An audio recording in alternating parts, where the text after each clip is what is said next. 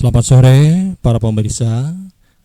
Anda bertemu lagi dengan Tembi Rumah Bidaya dan Perwara.com dalam acara Bincang-Bincang Santai Afternoon Tea yang ke-15. Baiklah, kita awali dengan pembacaan sebuah puisi. Sawah suatu pagi. Sebidang sawah itu baru saja menyapa pagi, ketika 4 perempuan bersahaja datang dan masuk ke hamparannya yang dipenuhi air. Saat perempuan-perempuan itu menanam bibit-bibit padi di tanah yang berair, sawah itu pun menarik napasnya. Ini mungkin kesempatan terakhirku menyediakan tubuhku ditanami padi. Mungkin setelah ini aku tak lagi bernama sawah, karena di sini akan dibangun komplek rumah-rumah mewah.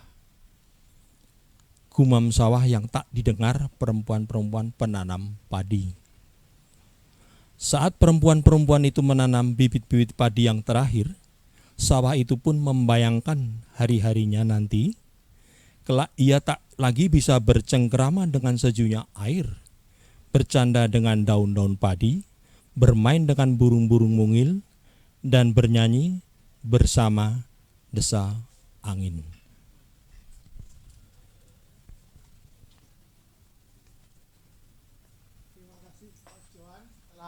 Mengawali acara Afternoon Tea sore ini, seri ke-15, yang sore ini menampilkan seorang pengamat ketoprak budayawan yang dikenal sebagai Tuan di Jogja, namanya Pak Purwatmadi. Beliau dulu tahun-tahun 80-an menjadi wartawan dan sekarang lebih bergiat di bidang kebudayaan, tapi nulisnya tidak berhenti. Topik sore ini ketoprak milenial. Kenapa ketoprak milenial? Karena memang zaman ini zaman anak-anak muda milenial yang rupanya tertarik ketoprak, dan oleh Pak Purwatmadi diberi ruang untuk melakukan kegiatan aktif di bidang ketoprak dan mungkin malah mengembangkan ketoprak dengan cara yang berbeda dengan ketoprak sebelumnya. Sebelum memasuki soal ketoprak milenial, Pak Purwatmadi barangkali selamat sore dulu Pak Purwatmadi. Selamat sore Mas. Ini di Tembi Rumah Budaya ini afternoon tea kita memang santai-santai, dan untuk selama September ini kita kerja bareng dengan Paguyuban Wartawan Sepuh yang kebetulan kita ada di Paguyuban itu juga. Nah, kita sekarang ngobrol soal sebelum ketoprak milenial, ketoprak yang tradisional dan yang bukan tradisional yang kayak apa, supaya audien kita bisa memahami ketoprak. Iya, saya kira kalau kita bicara ketoprak, maka segmentasi material objek kebudayaan ketoprak itu memang bermacam-macam. Tetapi sebutan milenial itu sebenarnya ya sebutan sementara sebelum kita punya istilah lain yang lebih tepat. Tapi kalau ingin membandingkan milenial dengan sebelumnya, maka bandingannya tidak seperti membandingkan barang, tetapi bandingan di dalam proses kebudayaan. Sebagai proses kebudayaan, memang ketoprak terus berubah, dan tanda terbesarnya memang karena meniti perubahan itu. Ada yang menyebut ketoprak konvensional, lawannya ketoprak garapan. Lalu ada ketoprak tradisional, lawannya ketoprak modern. Sebagaimana kita merentang dua kutub di dalam kebudayaan. Tetapi kalau dilihat dari realitas perkembangannya, tidak main kutub ini ketoprak ini, tapi berbareng. Jadi linier sekaligus temu gelang perkembangannya itu. Karena apa maksudnya temu gelang? Temu gelang itu selalu ketemu dan selalu mulai, tidak ada putusnya. Jadi tadinya ketoprak itu pakai joget, nanti suatu saat akan hilang dan muncul lagi pakai menari. Tadinya tidak pakai gemelan, lalu pakai gemelan, lalu ada lagi ketoprak tidak pakai gemelan. Nggak pakai keprak, nggak pakai lesung, nggak pakai rias, nanti akan balik lagi. Jadi semacam siklus perubahan yang mulai, pergi tapi kembali, lepas tapi tidak kehilangan. Itu ketoprak. Karena ketoprak. Jadi nggak ada yang berubah total lalu hilang sama sekali ya? Nggak ada, unsurnya selalu ada. Selalu ada. Jadi kalau itu dilihat sebagai komponen atau unsur itu selalu ada atau elemen. Tapi yang paling pokok adalah ketoprak itu produk ekspresi masyarakat tradisi kerakyatan desa agraris yang mempresentasikan ekspresi dirinya untuk mengambil perumpamaan konflik hidup yang mendasari itu yang mendasari itu, sehingga mereka ada impian untuk menjadi hidup mulia, ada impian untuk melakukan perlawanan dan dari ketertindasan, itu terus digelurakan oleh ketoprak. Oleh karena itu kemana-mana ketoprak konfliknya mesti kalau bukan romantisme atas hidup ideal, itu juga konflik ketertakanan, atau kalau yang paling banyak itu konflik rebut kuoso, rebut bener sama rebut kuoso. Iya. Itu. Dan itu saya kira ekspresi real yang ada di dalam ketoprak. Baik ketika dilahirkan, itu sudah mengandung konflik, hanya di halaman pada waktu terang bulan, lalu pengiringannya ya pakai panci, pakai linggis, pakai rebana, pakai lesung, pakai tembok, pakai tabu-tabu begitu. Tetapi konfliknya tetap ada mengenai konflik pembagian air. Konflik mengenai upah buruh, konflik mengenai gagal panen, konflik mengenai tidak bisa memasarkan produk pertanian, konflik kekurangan pangan. Awalnya begitu, dan tembang-tembangnya pun ya sangat agraris, lirik-liriknya sangat agraris. Kegembiraannya juga kegembiraan agraris, karena ketoprak itu sebenarnya hiburan di antara pekerjaan-pekerjaan pertanian itu, Mas. Kalau dulu kan pertanian nggak ada yang kerja malam, maka malam itu diisi itu. Lalu kalau nggak hujan, jadi mengisi waktu senggang para petani. Setelah itu. Bahkan ada ketoprak siang itu juga ada, ketika tidak lagi ke ladang karena tanaman sudah tinggal tunggu panen, misalnya mereka berketoprak. Ceritanya selalu kehidupan sehari-hari mereka gitu. Sehari-hari mereka. Bahkan ketoprak pertama yang dibesut dengan kesenian oleh Kanjeng Raden Tumenggung Rekso Diningrat di Surakarta itu naik pertama kali ke pendopo Kepatian pada tahun 1909 itu, pada bulan Januari itu dalam bentuk masih ceritanya itu Mbok Gendro ngirim bojone yang sedang bekerja di ladang. Cuma begitu ceritanya itu. Itu bisa menandai perubahan ketoprak dari ketoprak latar, ketoprak halaman ke ketoprak pendopo. Lalu itu lahir istilah ketoprak pendapan karena diizinkan naik bermain di atas pendopo. Karena main di pendopo pada masa kondisi sosial waktu itu tidak semua kesenian bisa naik ke pendopo, hanya seni adulung. Nah, ketoprak yang biasanya di halaman rumah, di rumah tinggal bupati pejabat di Istana Surakarta itu, Rekso Diningrat itu, yang kebetulan ahli ukir kayu dan memiliki usaha di bidang meubiler dan pertukangan, lalu tukang-tukangnya itu dibesut ketoprak, lalu ketahuan dari PB10, lalu pada waktu menikahkan putrinya Kanjeng Bendoro Raden Ayu Retnobuwoso mendapatkan Pangeran Prangwodono dari Suryo Dilogo yang kemudian menjadi PA7, itu salah satu tontonan yang untuk merayakan adalah ketoprak yang sudah dibesut oleh Rekso Diningrat, yang dipungut dari tukang-tukang kayu yang bekerja pada mereka. Nah, tukang kayu itu kebanyakan dari Wedi, dan dari Wedi itu berasalnya banyak dari Bantul. Karena itu Wijaya mengatakan bahwa ketoprak itu lahirnya dari tanah pedesaan di sekitar Palbabang, Bantul. Baru kemudian ke Surakarta. Nah, dalam perkembangannya baru tahun 25-24 balik ke Jogja lagi. Setelah berkembang di Surakarta sangat luar biasa. Tetapi saya baca di referensi antara 1915 sampai 1924-25 itu tidak ada referensi. Tetapi menurut penuturan lisan orang-orang Surakarta banyak ketoprak-ketoprak kampung di Surakarta. Kemudian ada yang melakukan migrasi tukang-tukang kayu itu, kemudian penari wayang wong migrasi ke Jogja, kemudian ketoprak kembali menjadi tontonan dari Demangan masuk ke Kertonaden. Kertonaden itu Demangan itu yang balapan itu. Kalau Kertonaden itu ya, kalau sekarang ya Wetan Purwosani, itu menjadi basis pertunjukan ketoprak di halaman. Itu sehingga jadi akrab gitu ya. Akrab. Karena datang dari masyarakat, dipelopori oleh bekas penari wayang wong, lalu bekas ketoprak tukang kayu tadi, lalu menjadi ketoprakan, lalu kembali mengingat bahwa di situ kita memiliki kesenian yang ketika keluar joget. Nah, sampai jogetnya itu diarani joget sebenarnya kambeng kalau dalam istilah klasiknya. Tapi karena kerakyatan lalu disebut joget gendro. Ya. Karena joget gendro. Iya, asal usulnya yang joget di Kepatihan Keraton Surakarta itu Mbok Gendro. Oh. Lalu joget gendro Ya, joget gitu. gendro. Lalu joget nanti metu Ya. kula on Untara. Ya. Dalu niki kula diutus dados patih. Mengenalkan satu kayak lenong lah kayak itu. Lama-lama lalu itu diformulasi oleh orang ketoprak. Ada somo silam, ada basio kecil, basio muda.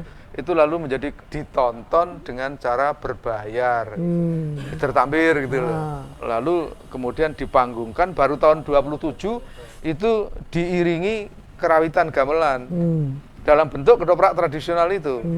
Setelah sebelumnya pernah diiringi keroncong, diiringi piul, diiringi biola gitu, biasa ketoprak itu. Baru pakai gamelan, selendro itu tahun 27. Setelah itu lalu ada format pertunjukan panggungan prosenium segi 4 lalu masuk gedung karena di pendopo sudah pernah, lalu juga masuk di pendopo. Nah yang kelilangan itu berkembang menjadi ketoprak barangan, kemudian ongkek menjadi kelilingan karena ongkek itu karena alatnya dibawa dengan cara dipikul. Lebih sederhana alatnya. Lebih sederhana dan keliling barangan. Nah yang gedung tadi kalau tidak ditanggap orang lalu menjadi barangan dalam bentuk karcisan. Membayar itu yang model tobong itu. Yang kemudian menjadi tobong pada tahun 40-an setelah sana tobong. Tobong itu karena main di bawah tobong. Tobong itu bangunan knockdown dari bambu. Tobong itu kan sebenarnya tadinya untuk ngomprong bangunan untuk ngomprong itu botol untuk bakar. Bukan botol, tembakau Mas. Tembakau. Mengeringkan tembakau tanpa sinar matahari itu namanya ngomprong gitu. Ngomprong dengan pemanasan gitu. Ngoper lalu sekarang. Pakai anjang-anjang gitu ya. Iya, itu lalu itu ditiru ketoprak tapi dengan empiaan untuk lingguan itu lalu ada panggungnya lalu menjadi ketoprak tobong. Itu setelah tahun 40. Sebelumnya masih kelilingan. Kelilingan ya. Kelilingan. Baru kemudian sebelum tobong berkembang itu, ketoprak itu sebenarnya dalam bentuk seni pertunjukan panggungan sudah. Bahkan lakon-lakonnya sudah dipengaruhi lakon-lakon drama modern pada waktu itu. Yang di Jakarta ada Dardanella, Miss Cici, di Surabaya ada apa. Lalu lakon-lakonnya sudah tidak hanya lakon-lakon kampung, lakon-lakon historis, kerajaan, kekuasaan, tapi juga sudah menyangkut lakon-lakon babat, lakon Baghdad, Mesiran, lalu Cina, lalu juga Parsi, Baghdad, Parsi. Jadi kisah-kisah sejarah sudah, lalu Cina sejarah itu. Baru kemudian muncul juga cerita-cerita sebagaimana di dalam teater, dalam sandiwara pada waktu itu, ya kisah-kisah fiktif baru, bikinan, sarangan kreator pada waktu itu. Cuma memang pada waktu itu tidak ditulis, tapi dilisankan. Nah, somo silam, kemudian basio, kemudian Cokrojiyo, Hatmaungkara itu lahir dari tradisi penuh lisan. Sehingga sebelum ada tobong itu lahir lebih dulu setelah ada panggung, sebelum ada tobong, sebelum ada kelilingan yang jauh. Sebenarnya sebelum tahun 35 itu sudah banyak ketoprak yang main ke Jakarta. Bahkan sudah dicoba tahun 33 itu Mardiwandowo itu Mardiwandowo itu grup ketoprak Jogja yang main di Jakarta dan sudah berani untuk ukuran waktu itu memainkan perempuan naik ke panggung. Sebelumnya nggak ada yang berani memainkan perempuan memainkan ketoprak. Yang memainkan peran perempuan pria. Gitu. Pria memerankan perempuan. Nah, perempuan langsung itu nggak ada. Tahun 33 itu ada, tapi kemudian nggak ada lagi. Baru tahun 49 ada salah satu tokoh perempuan ketoprak perempuan yang memainkan perempuan itu ibunya Mas Bondan itu, bukan Jariah itu. Lalu lahir Bugiem dan sebagainya. Tahun 49. Memperkuat RRI sudah. Nah, eloknya, meskipun tradisi tulis belum ada, tahun 35 itu ketika baru musim lahirnya radio siaran, ketoprak itu malah sudah ada ketoprak radio. Dalam pengertian sudah ketoprak itu sudah sangat familiar terhadap media siaran. Dalam hal ini radio. Nah, pertama kali yang masuk ke radio itu adalah ketopraknya Pak Cokrojiyo, namanya Kridora Harjo. Tahun 35 radionya di Mahfro. radionya Gusti HKBI dan beberapa orang yang membuat radio Gusti HKBI Putra HB8. Itu membuat radio lalu itu. Nah, yang muncul sebenarnya pertama bukan ketoprak, tapi yang pertama muncul itu uyon-uyon. Sebelum ketoprak ya? Sebelum radio-radio kebangsaan, radio-radio orang timur itu memang diwajibkan untuk menyiarkan kebudayaan timur. Ya, di Jogja diimplementasikan dengan uyon-uyon. Setelah uyon-uyon itu di antara lagu gending satu dengan gending lain ada jeda. Nah, jeda itu diisi guyon. Belum ada istilah dagelan, guyon. Itu yang guyon itu beberapa orang yang kemudian menjadi legenda guyon, Togen sama Tembong. Nah, itu Tembong main Togen. Di grup grup uyon-uyon. Di antara uyon-uyon itu mengisi. Nah, lalu kemudian opo gini lawak kayak begini nih apa? Lalu lahir dagelan itu. Dagelan itu istilah yang kemudian lahir setelah siaran radio uyon-uyon dan dagelan itu. Sebelum dagelan Mataram ya? Sebelum dagelan. Dagelan dulu baru dagelan Mataram. Lalu ketoprak ngikuti ketoprak Mataram gitu. Tapi itu belum ada jenengnya sih. Nah, dagelan itu sudah menarik pendengar. Dan itu luar biasa. Dan yang dagel itu memang dipungut dari abdi dalam keraton Ojo-Ojoan itu. Si Togen itu. Togen, Togen, lupa namanya satu, yang satu Bekel Tembong. Nah, itu menjadi luar biasa. Nah, di luar bermain di radio, mereka setelah ada dagelan, tapi karena ada semangat Mataram itu tinggi, tapi jangan keliru loh, Mataram bukan untuk membedakan dengan Solo. Tapi Mataram dalam pengertian wilayah kultural. Lalu dagelan Mataram itu main di luar radio. Lahirlah kelompok Barisan Topeng Hitam. Itu dagelan. Itu kondang sampai tahun 50-an. Nah, itu Barisan Topeng Hitam karena bekele tembong itu di bagian telinga itu ada tembongnya. Lalu untuk menandai itu disebut bekele tembong. Dagelan menarik sekali. Kemudian ketopraknya Kridoro Harjo Pak Cokrojo itu juga menarik. Sampai menjadi ketoprak, menyebar kemana-mana, setiap desa lalu tumbuh orang pengen ketoprak. Baru tahun 42 ketika Jepang datang, radio Bumi Putra itu yang diantaranya didukung oleh Belanda itu dirampas jadi radio Jepang. Nah, acara-acara ketimuran untuk kamuflase penjajahan Belanda itu tetap berlangsung. Dan yang berlangsung baik itu ketoprak sama dagelan. Terus berlangsung di siaran itu radio Jepang itu. Ya, radio Jepang. Bahkan disuruh pokoknya lakon-lakonnya sing patriotik, kejuangan gitu. Wah, seneng banget wong lakonnya ya bangsane Kaisar opo, sing pokoknya memperlihatkan timur itu lebih hebat. Nah, ketika kemerdekaan lalu mereka terus bermain ketoprak itu, lalu lahir RRI itu 45 itu. Lahir RRI itu lalu tenaga kesenian yang semula di radio Jepang dari radio Mapro itu diambil alih juga oleh RRI. Tetapi tidak langsung menjadi orang RRI, tetap aja tadinya Kridoro Harjo menjadi Krido Mataram. Darinya Barisan Topeng Hitam lalu Dagelan Mataram. Itu embrio Mataram. Mainnya di RRI. Basio memperkuat itu. RRI tahun 40 Basio baru masuk, lalu yang lain masuk lalu menjadi kuat. Maka sebenarnya intinya di RRI Yogyakarta ada Dagelan Mataram itu, ada Basio, ada terusnya Togen, ada Bekele Tembong, ada beberapa yang Noto Puspoko itu mbahnya dari ketoprak itu. Itu dagelan-dagelan. Nah, tetapi bintangnya tetap Togen sama Tembong. Basio itu belum muncul.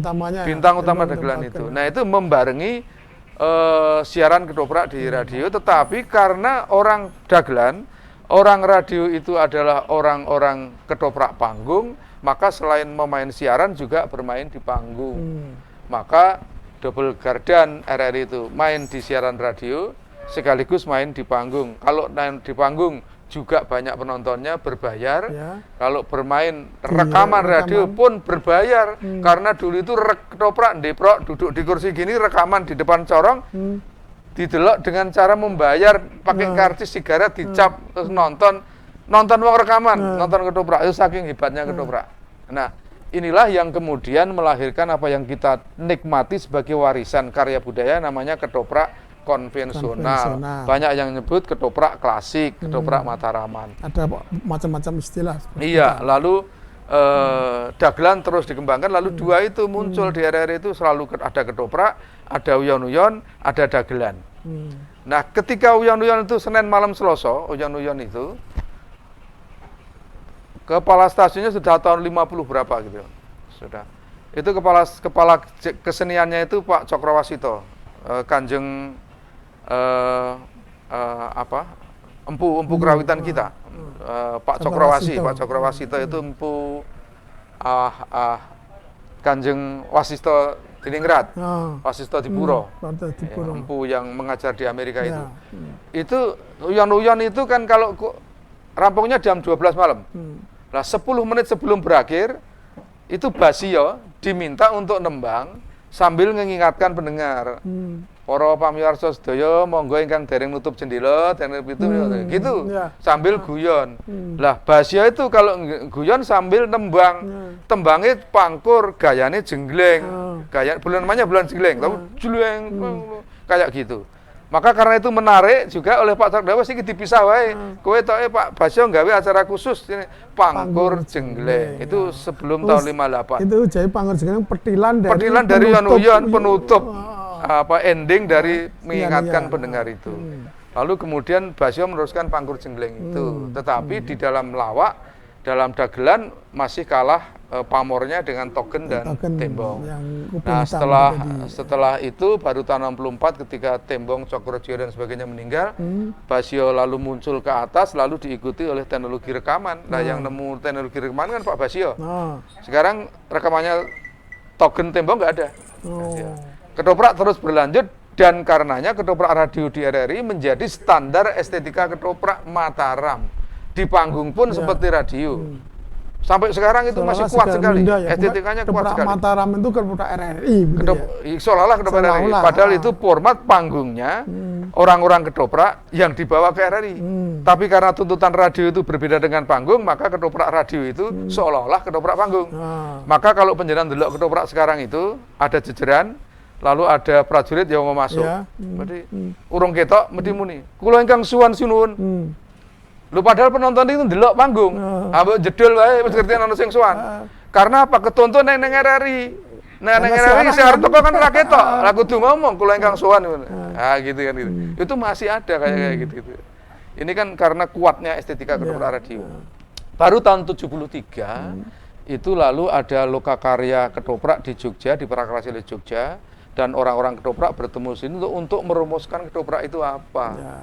Ada panggung, tobong sudah berkembang juga, lalu ketoprak apa? Lalu disebutkan ketoprak yang diwarisi dari pendahulu itu, estetikanya yang panggungan seperti itu, tobongan seperti itu disebut ketoprak konvensional. Pakemnya itu basa Jawa, nganggo ceritanya historis, diiringi kerawitan, pakai tembang, pakai keprak, gitu lah. Lalu ada urutannya, ada jejer, perang, dagelan, roman, jejer, perang, dagelan, roman. Prosedurnya jelas. Sudah ada, struktur dramatiknya sudah ada. Itu yang disebut dengan ketoprak konvensional. Orang menyebut ketoprak pakem. Padahal ya berubah orang-orang berubah. Nah, lalu kemudian baru tahun 89 atau 90 saya lupa, lokakarya kedua 73 ke 92. Lalu yang 73 itu melahirkan buku ketoprak. Yang Pak Wijaya sama Usipto itu menjadi acuan historis ketoprak. Baru tahun 89 kalau enggak 90 ada lokakarya kedua. Itu lalu menyebutkan selain ketoprak konvensional ada ketoprak garapan. Itu dia. Ketoprak garapan inilah yang kita jumpai sampai sekarang itu. Garapan itu maksudnya apa? Apakah yang konvensional tidak digarap? Ya digarap. Tapi nggak tahu istilah itu kok muncul. Garapan itu artinya dapat menggunakan seluruh unsur tadi. Bahasa Jawa, ceritanya, sejarah, seluruh unsur dipakai bisa, atau sebagian dari itu. Maka ketoprak garapan itu meninggalkan struktur dramatik ketoprak konvensional, bahkan meninggalkan keprak, meninggalkan rias dan konvensi busana, bahkan meninggalkan juga tembang, bahkan ada yang berani ketoprak garapan tidak pakai perang. Padahal dalam pakem Ketoprak selalu ada perang ya. Kan harus ada namanya, kalau orang ketoprak nyebutnya spektakel. Istilahnya macam-macam itu. Orang ketoprak itu bahasa Londonnya malah apa ya? Kalau mau penuangan sebelum kan nggak pakai teks. Lalu ini adegan siji ngene rembuke ngene sing main iki rembuke ngene. Dua adegan ini namanya mereka sebut bedrep. Dikasih kunci-kunci aja. Iya, betul. Cul main. Bedrep itu bahasa Belanda lagi. Itu main seperti itu. Sehingga dengan demikian ada perbedaan yang nyata antara ketoprak konvensional dengan garapan. Ketoprak konvensional itu bermain menurut naluri. Kemudian ketoprak garapan itu bermain menurut struktur yang dirancang. Ya. Ada pembeda-pembeda. Nah, garapan itu ada naskah, ngapalin gitu. Kemudian begini, ada problem ketoprak konvensional itu ketika garapan, ketika dengan media televisi tahun 72 di Jogja, harus pakai naskah. Sebab nek ora pakai naskah, pemain ketoprak ndeler-ndeler ngomongnya, padahal kaitannya dengan durasi, maka diharuskan pakai naskah. Lalu di RRI itu ada Pak Sumarjono, pimpinan keseniannya, harus pakai naskah. Bahkan dia menyediakan naskah ketoprak dari terjemahan Hamlet. Dari terjemahan Oedipus untuk di ketoprak. Maka harus. Nah, lucunya pada waktu dibuatkan naskah itu ada sejumlah pemain ketoprak yang buta huruf. Begini aku naskah buta huruf itu. Tetapi rukun. Pemain yang bisa membacakan, yang tidak bisa yang itu. buta huruf tadi. Nah, ketika nanti rekaman itu, sing ora iso maca melalui HP tampilnya, luwe hafal gitu. Itu luar biasa orang dulu itu kayak gitu itu. Nah, naskah itu sebenarnya pengikat durasi. Di televisi wajib karena tidak boleh lewat. Sehingga ketika lalu lama-lama persoalan naskah bukan hanya soal kebutuhan untuk mencapai durasi, tapi naskah diadakan karena hampir semua pemain ketoprak baru basa Jawane kacau. Nah, maka harus dituntun pakai naskah. Tetapi kemudian muncul ketoprak festival pakai naskah, lama-lama ketoprak apal naskah. Hanya menghafalkan ya. Apal naskah. Apal naskah. Panjenengan pemain, saya pemain. Anda hafal, saya hafal. Anda keliru ngomong, kini kalian loh, naskah yang ngono kok ngomong gini, sini nggak bisa jawab. Atau Anda keluar naskah sengaja supaya saya nggak jawab. Karena Anda bermain tidak hanya hafal naskah, tapi perlu improvisasi. Saya hanya hafal naskah. Lah ciloko saya. Sampai lalu keluar, latihannya orang ngono gitu. Karena gitu.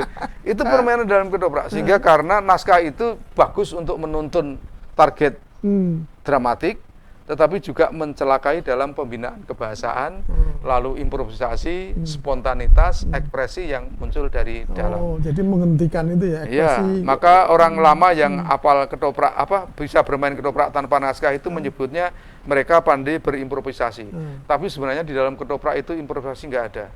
Seimprovisasi apapun dalam memproduksi kalimat itu pasti dia memiliki persiapan, terutama ngerti sejarah, ngerti lakon, ngerti dramatik, ngerti pengelolaan emosi, itu pasti. Artinya improvisasi kan tidak asal keluar naskah, kan? Ada alur cerita, dia alur paham, sejarah, kan? Dia paham. Kalau nggak paham, ya nggak bisa bikin kalimat kan. Berarti kan bukan improvisasi. Improvisasi itu kalau Anda ngomong meleset naskah, saya nututi ben ora ketok nek lali kan gitu. Nah, banyak ketoprak kayak begitu itu. Bahkan ada pemain ketoprak yang punya watak nanti bikin lawan main di atas. Misalnya saya pemain nggak bisa nembang. Di atas dialog itu diwitan. Siro wong bagus. Aduh, tembang apa kira mati. Terus ke dewe tembangi. Ini ming plengah gitu. Itu biasa dalam ketoprak seperti itu.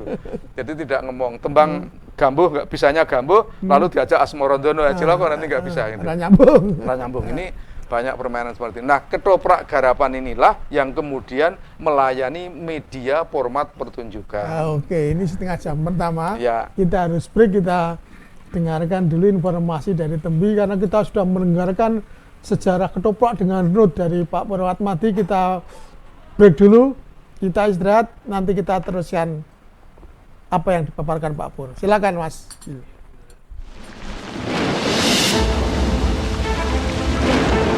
Seberapa siapkah kamu akan banjir?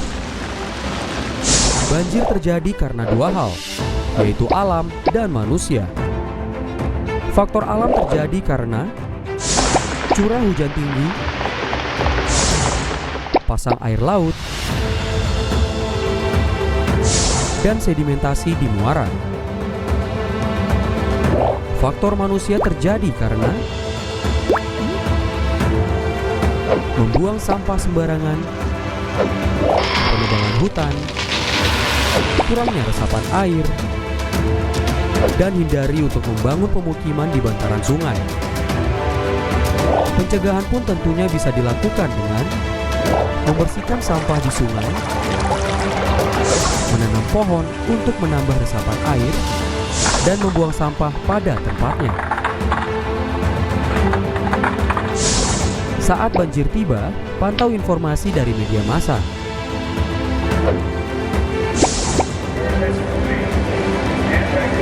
Siapkan emergency bag yang dibutuhkan pada saat mendesak. Taruh dokumen di tempat yang tinggi dan matikan sumber listrik. Lalu lari dan ikuti tanda jalur evakuasi.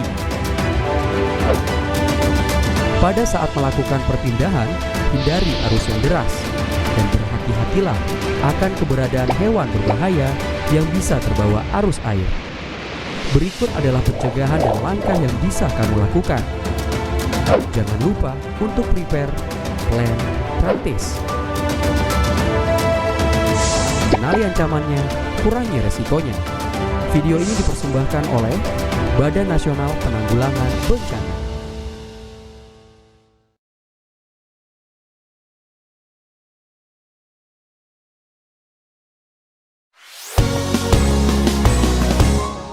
Hey hey hey Indonesia, siapkan diri kita. Saatnya menerapkan budaya sadar bencana. Mulai dari diri, keluarga dan komunitas, agar lebih siap menghadapi bencana dan tak ada lagi korban jiwa. Kenali bahayanya, kurangi risikonya, selalu siaga hadapi bencana. Kenali bahayanya, kurangi risikonya, dengan mitigasi atau evakuasi. Kita sadar bencana, kita siap berselamat. Kita takut hadapi bencana.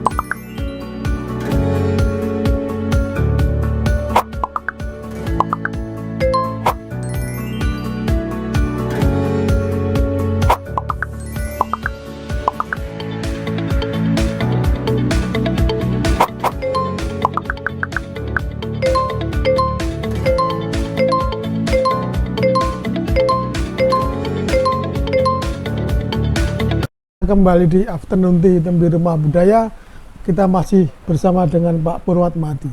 Pak Pur, kita tadi kan sudah sampai pada Ketoprak Garapan. Nah, barangkali ketoprak perkembangan berikutnya kan ketoprak mengalami satu perubahan yang ada nggak perubahan yang paling mendasar seolah-olah keluar dari ketoprak awalnya, secara awalnya gitu. Ya, ketoprak garapan itu menyebabkan ketoprak harus melayani keragaman media, yang satu. Yang kedua itu ketoprak harus melayani perubahan selera penonton. Kemudian yang ketiga, ketoprak harus mengikuti perubahan kehendak kepentingan pementasan. Ya.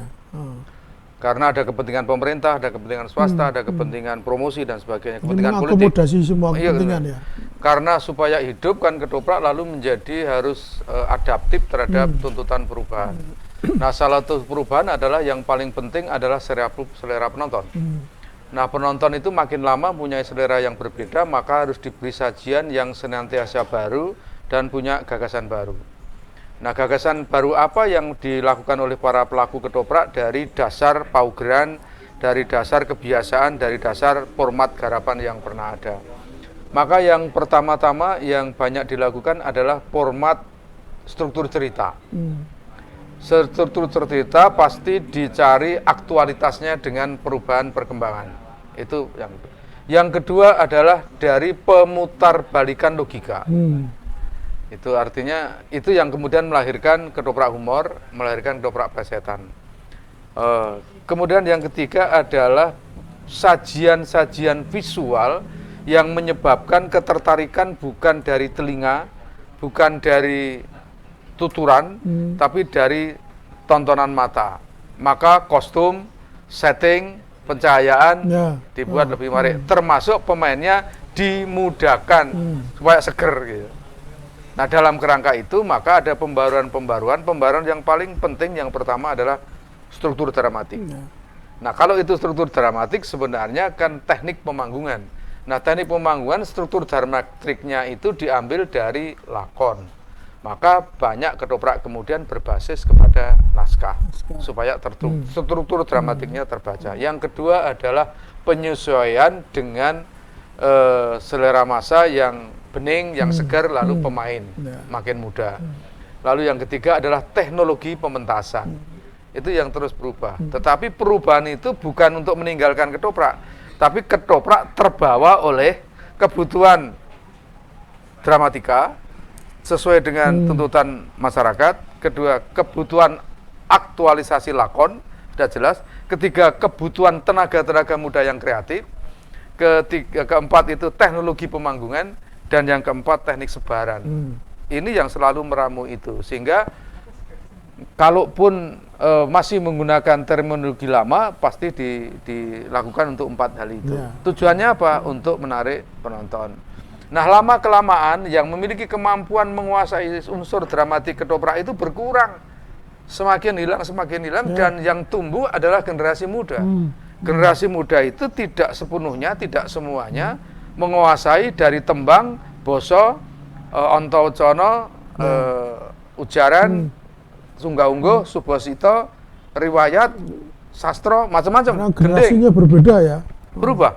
Karena kalau orang dulu itu tidak bisa ngedoprak, tidak bisa gending, itu malu. Bisa ngedoprak, bisa gending, lalu nggak bisa nembang, malu. Sekarang enggak. Hanya pinter ekspresi nggak apa-apa. Karena yang dibutuhkan hanya itu. Yang dilayani bukan penonton, yang dilayani kamera. Kan gitu. Sehingga dengan demikian spesialisasi menjadi kuat. Oleh karena itu kekuatan-kekuatan itu dihimpun, dan kekuatan itu ada pada anak muda. Oleh karena itu tuntutan ketoprak sekarang itu bagaimana caranya supaya ketoprak itu dilakukan oleh pelaku muda sekaligus ditonton oleh penonton muda. Jawaban terakhir adalah mereka siapa? Ya, kelompok milenial. Kelompok milenial yang mampu membawakan ketoprak supaya menarik kelompok mereka juga untuk menonton. Jadi ketoprak milenial itu sebenarnya secara sederhana ketoprak yang dimainkan oleh kaum milenial, ditonton oleh kaum milenial, tetapi berdasarkan tafsir kaum milenial terhadap warisan budaya pendahulu. Jadi sebetulnya yang baru penafsirannya ini. Tafsir antara ketoprak, kemudian antara isi pesan ketoprak, konteksnya, lalu yang kedua tafsir atas wilayah penontonnya. 3 hal jadi satu. Lalu ketoprak menjadi media tontonan terbarukan. Nah, ciri ketoprak milenial itu ada 3 sekurang-kurangnya. 1, proses milenialisasi itu memudahkan ketoprak dalam segala hal, baik tuntunan dramatiknya sampai dengan selera. Lalu yang kedua, proses digitalisasi ketoprak. Ini ketoprak milenial mesti begitu. Digitalisasi artinya teknologi digital, lalu munculnya nanti teknologi virtual, kemudian siar tayangnya pakai teknologi siar virtual, online dan sebagainya. Itu pasti. Nah, yang ketiga, di dalam tradisi milenial yang serba cepat dan berubah dan selalu muncul ide baru, Kemudian di dalam tradisi digital itu pasti rasa tertarik pada tingkat pertama kalau menarik perhatian visual. Secara visual menarik ya. Maka ketoprak itu milenial, digitalisasi, kemudian yang ketiga atraktif. Atraktif itu apa? Sudah digital mesti atraktif. Nah, atraktif yang paling cepet nyokot itu visual. Ya. Maka tiga itu ketoprak milenial. Ada satu lagi yang sedang kita kerjakan karena memudahkan ketoprak tadi, transformasi pelaku dan penonton ketoprak dengan syarat proses milenialisasi, proses digitalisasi, lalu proses visualitatif. Ada satu hal yang menjadi kunci adalah keterlibatan anak muda, pelaku muda, kaum milenial dari pemikiran, gagasan, perencanaan, manajerial, produksi pementasan, evaluasi, dan Jadi publikasi. seluruh prosesnya Harus anak muda. Sebab kalau publikasinya wong tua nanti kacau, perencanaannya wong tua kacau. Apalagi kalau pemainnya wong tua harus kacau. Kacau dalam pengertian bukan buruk ya, kacau dalam pengertian tidak ditonton. sennya beda ya. Beda. Oleh karena itu sekarang itu ketoprak milenial itu mesti pras-pras, cak-cak, bat-bet, gitu. Karena cocok dengan kebutuhan instrumen itu. Nah, kepentingan kita adalah ternyata sudah terbukti ketika kita merekrut, mengajak kaum muda itu sampai pada tahapan, loh mereka sudah mau. Mau maksudnya? Mau melakukan ketoprak, mau berketoprak, mau mengedoprak, sekaligus mau berketoprak. Ya. Sudah banyak. Kita sendiri yang tua-tua jadi bingung, jadi dikapak gigi gitu. Lah kami harus pada upaya. Maka upaya kami adalah mengupayakan adanya pemanggungan. Peristiwa pemanggungan Cahnom itu kan garap, ya, diminta kita garap, lalu kita beri masukan saja. Lalu yang kedua, kalau ketoprak jaga panggung terus entek ragate. Maka dia harus membuat prakarsa sendiri untuk membuat oleh diri mereka sendiri, untuk diri mereka sendiri diperuntukkan bagi publik. Tidak ada jalan lain kecuali membuat sinematografi ketoprak. Mereka tanpa biaya punya alat, mereka bikin ketoprak. Nah nanti tinggal tayang siarnya bahkan mungkin juga tidak bayar itu. Itu bisa dilakukan. Maka sebenarnya ketoprak milenial itu ketoprak dari dan oleh kaum milenial untuk masyarakat semuanya. Dan menggunakan media digital. Media digital bisa sangat personal, bisa sangat swakarsa, swadanya, swadana, dan swawaktu. Biayanya lebih murah ya? Iya, ya tenaga dan pikiran yang paling banyak malah. Tenaga dan pikiran. Waktu kadang-kadang mereka juga, kami melihat sendiri anak-anak muda itu bikin format sineprak itu 15 menit, 3 episode berarti 45 menit, itu dalam waktu sehari. Dalam satu sehari bisa tiga-tiganya selesai. Dan malamnya sudah tayang, karena mereka tidak pakai teknik editing dibawa pulang. Sudah pakai alat kamera 1, kamera 2 di lapangan, nanti sambung tinggal kasih kredit titel, jadi gitu. Langsung bisa siar malamnya. Gitu. Anak muda itu. Saya yang tua yang mingak lu kok jadi gitu.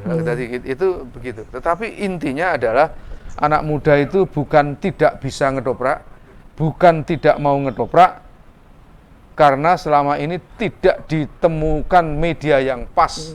Ketika medianya ditemukan yang pas, komunikasinya pas, ekspresinya pas, mereka jauh lebih baik dari kita yang tua-tua. Karena ada tradisi ketoprak itu, ketoprak ini aku ramelu elek. Itu kan masih ada begitu. Nah anak muda itu malah yang seri ini pemainnya ini, yang ikut ini nggak usah seri 2, seri 3 beda lagi. 3 seri itu 15 menitan itu 10 antara 50. Pemainnya beda-beda. Pemainnya beda-beda. Mereka apa? Ya karena nggak sempat, kalau satu hari itu harus ngambil gambar. Sempatnya itu karena jam 8 sampai jam 11. Habis itu dia mau kuliah, habis itu dia mau jadi sales, habis itu dia mau ngurusi kios air isi ulang. Habis itu dia mau masuk ke karena tukang cukur. Ada pekerjaan-pekerjaan lain ya. Mereka punya pekerjaan.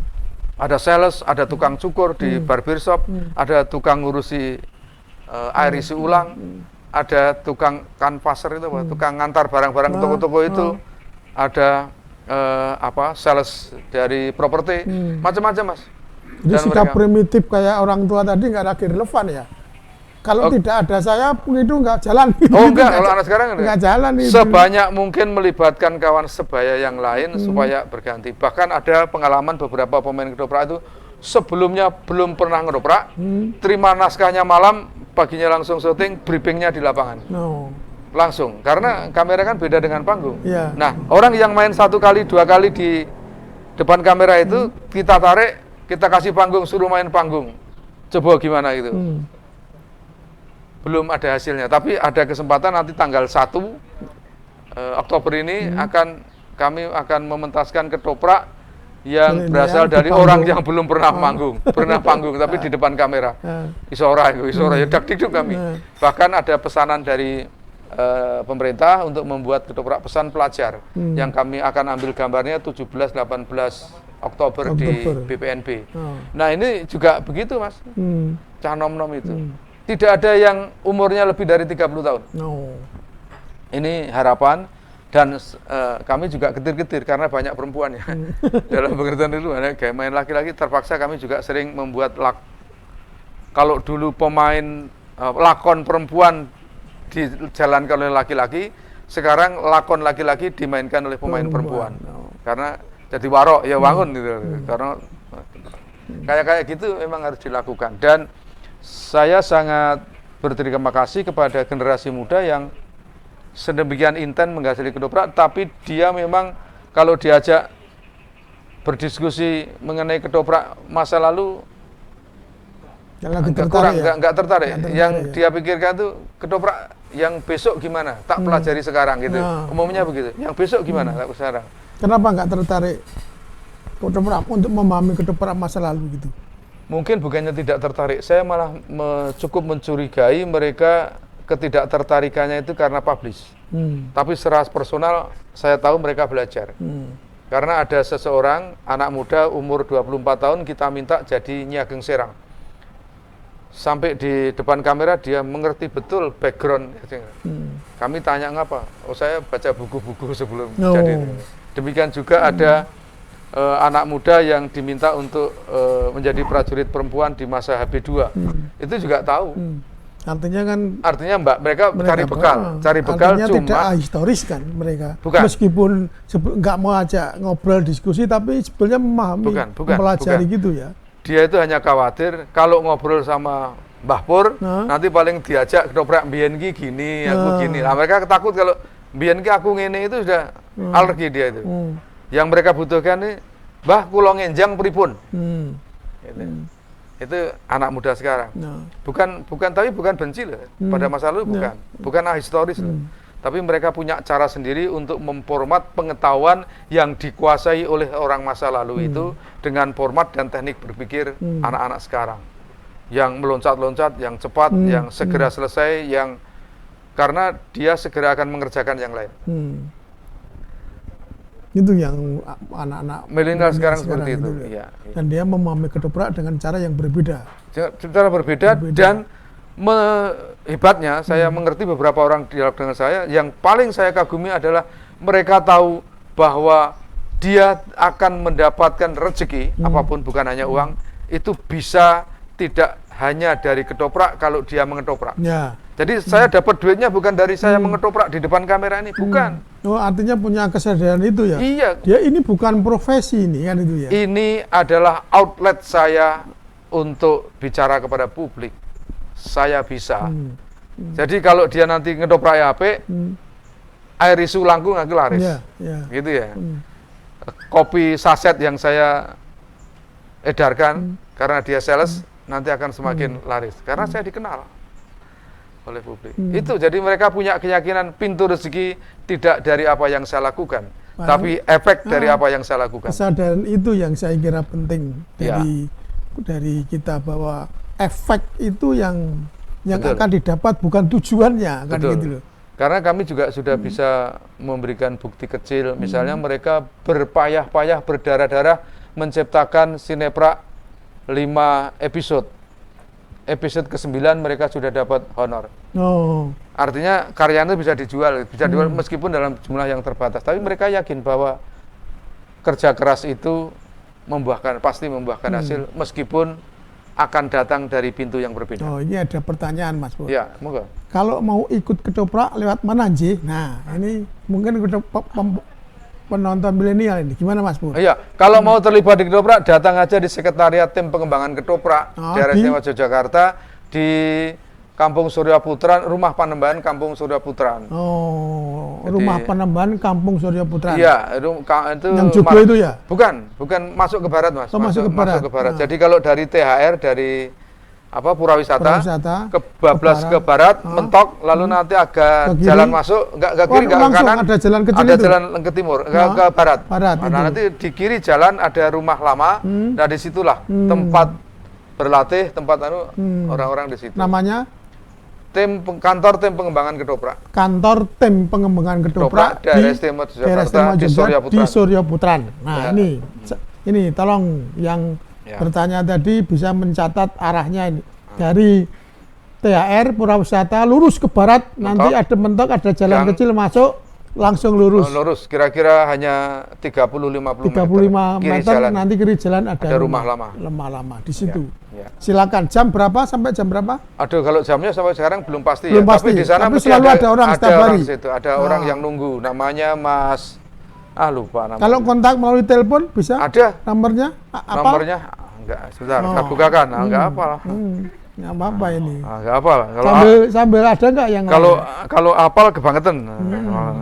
bukan milenial. Malah dicurigai kalau hafal. Karena tanda-tanda hafal angka itu salah satu sebabnya adalah mesti duwe utang. Dan kerep ditagih. Itu lalu angka-angkanya angkanya jadi jadi apal. Maka saya pura-pura tidak hafal.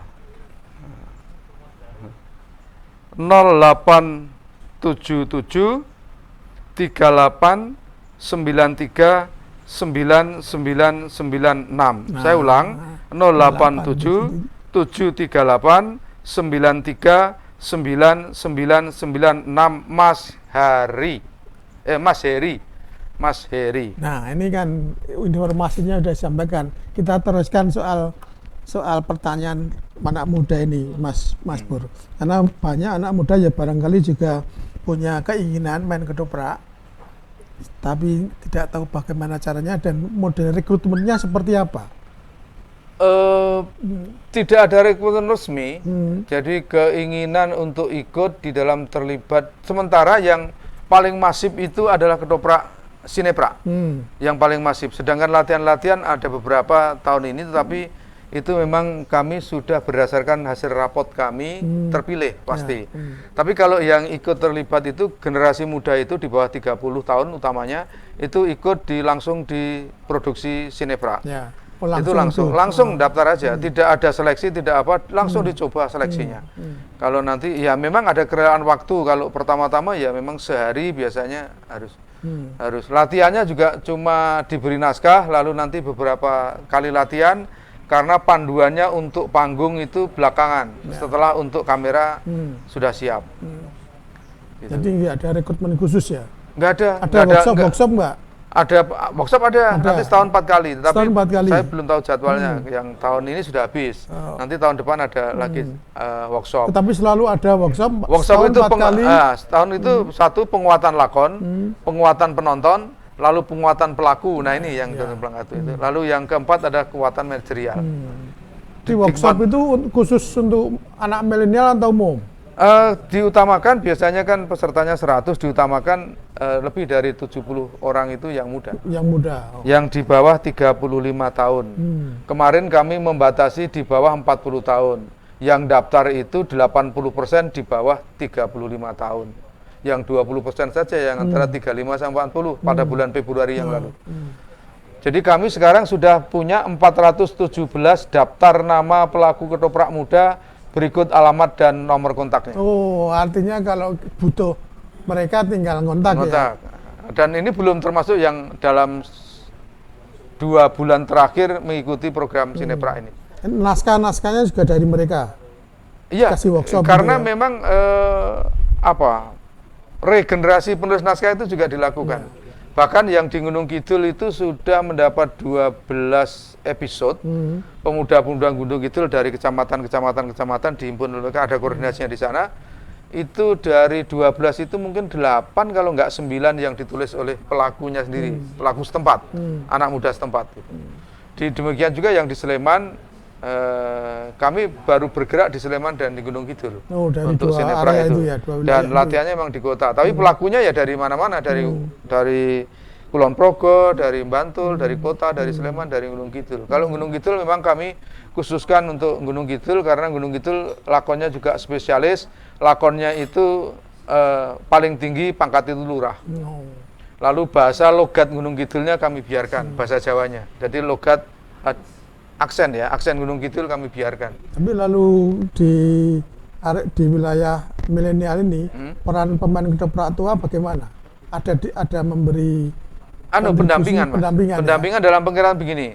Pendampingan dalam pengertian spirit penemuan estetika ekspresi antara kebutuhan panggung sama kebutuhan kamera. Pemain tua itu juga pengalamannya banyak yang kurang.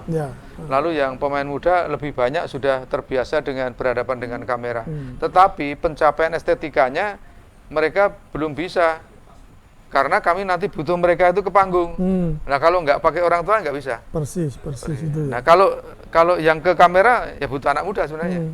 Tetapi kan mereka misalnya soal boso itu ya memang harus dibetulkan. Problemnya di situ ya soal boso. Cara pengucapan ujaran itu, apalnya apal mereka. Kanjeng Gusti, kulo sadermi ngemutaken. Nah gitu itu kan. Padahal itu maksudnya ngemutaken gitu. Itu lucu tuh.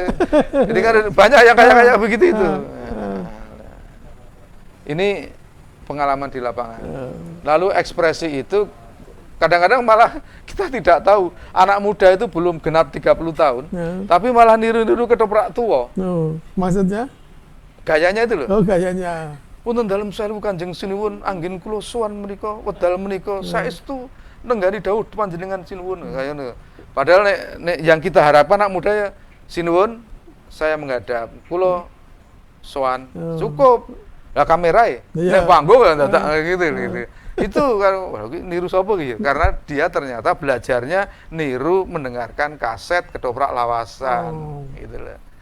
Lah ngomong ketoprak seolah seperti itu ya. Iya, lalu ini adegan roman. Itu perempuan pakai baju merah. Saya laki-laki ngomong, "Wah, diajeng lambimu apik, abange seneng lho aku." Padahal penonton sing ngerti abang kabeh gitu. Kaya neneng radio gitu loh padahal. Kan cukup kelambimu apik. Warnane ra perlu disebut. Ya karena harus ngerti penontonnya kan gitu. Itu banyak yang kejeglong kayak gitu itu ya karena tidak tahu. Begitu sekali diberitahu mereka langsung cepat berubah ya. Sampai dia mau menusuk membunuh orang itu dia tanya. Bagaimana Pak ini etika penyiaran? Kalau saya tusukkan betul. Apa tidak cukup? Dap black potong gitu ya. Itu mereka tahu kalau saya tusukkan apalagi digini-gini kan lalu moncer darah sadisme. Mereka tahu mengukur kayak begitu. Lebih cerdas anak muda itu. Kira-kira ini bisa diterima enggak? Nalarnya diterima, tapi etika sosialnya juga terjaga. Lah kalau Arya Penangsang dudut metu susah nek ketoprak benak ngono. Nah tapi kalau di depan kamera kalau di radio nggak apa-apa ya. Iya, nggak apa-apa. Membayangkan imajinasinya susah.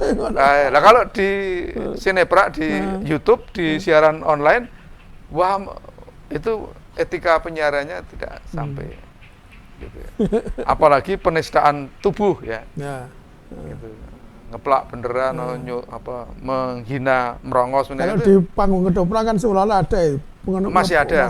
Malah sadisme itu ditonjolkan orang mau mati itu, mau dikeroyok itu pabelan misalnya, pabelan gugur itu kan dikeroyok, lalu dia naik ke level di atas, lalu ini tombak disanggakan gitu, caus gitu, kengeriannya bahkan dia kemudian numpang di tumbak itu, lalu seperti tersangga tumbak itu, dirancap gitu ya, itu kan kengerian. Dan ketoprak ben mungkin seneng keplok. Nah kedewasaan penonton dulu dan sekarang kan beda. Sekarang melihat kayak begitu anak nggak ngerti. Wong anak itu nggak pernah ke peso, jadi nggak tahu kalau kena peso itu sakit. Sehingga melihat itu wajar. Itu bahaya untuk anak sekarang, untuk balita sekarang, untuk anak sekarang. Tapi kalau orang dulu agak cilik wis ngarit kok, kadang-kadang kayak gitu enggak. Ini anak muda tahu kayak gitu itu apa perhitungannya sampai ke situ. Sekarang anak kecil nggak bandem-bandeman waktu ya. Ayo, nggak ngerti monstrat itu. Bahkan kan kalau menusuk kawannya itu rumah sana loro. Tapi begitu dia ketempeleng, loh, ditempeleng itu sakit loh. Nah, itu aneh itu. Karena anak sekarang kan nggak tarung, nggak duel kayak nggak dulu ya. Gitu. Ya. Oke Mas Pur, ini Ya. tidak terasa jam 4 persis ya Mas Yuladia. Afternoon di sore ini kita akhiri dan kita terima kasih atas paparan yang disampaikan Mas Pur tentang sejarah ketoprak awal sampai munculnya ketoprak milenial. Terima kasih, kita ketemu minggu depan pada topik yang sama. Selamat sore. Terima kasih. Topik yang berbeda.